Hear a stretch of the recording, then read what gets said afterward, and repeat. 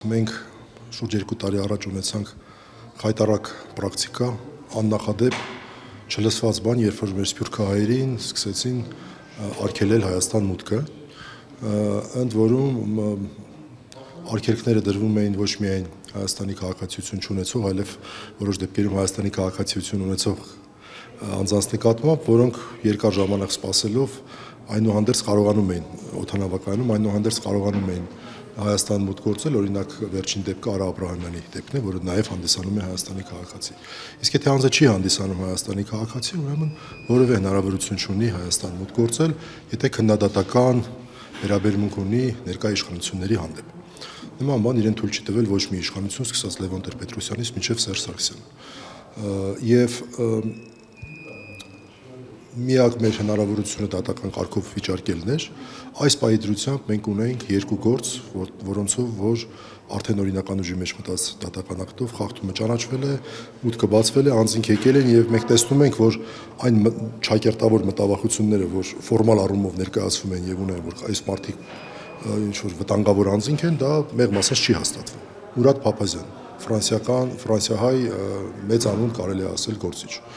Քանի անգամ եկել գնացել է, ինչ է եղել Հայաստանի անվտանգությունը ինչով է տուժել, ոչինչով։ Նիդերլանդներից մեր սփյուռքահայ նույնպես դաշնակցական աղջիկ։ Եվ հիմա հերթական նման դեպքն է Նժդեհ Քարաքավորյանի վերաբերյալ, ֆրանսիահայ մեր նույնպես հայրենակից, որի վերաբերյալ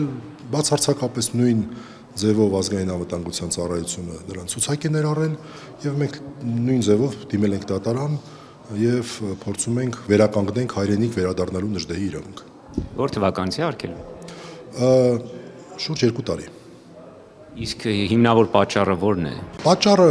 պատրվակը կամ այսպես ասած այն փաստարկը, որ բերվում է, այն է, որ կան որոշակի հիմնավորումներ, այդ հիմնավորումները օրենքով նախատեսված են,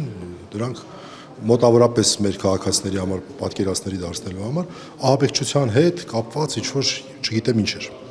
Եվ մենք ասում ենք շատ լավ, դե ներկայացրեք փաստերը, որ տեսնենք այդ ինչ փաստերի հիման վրա եք դուք օրենքով նախատեսված այդ հիմքը կիրառել,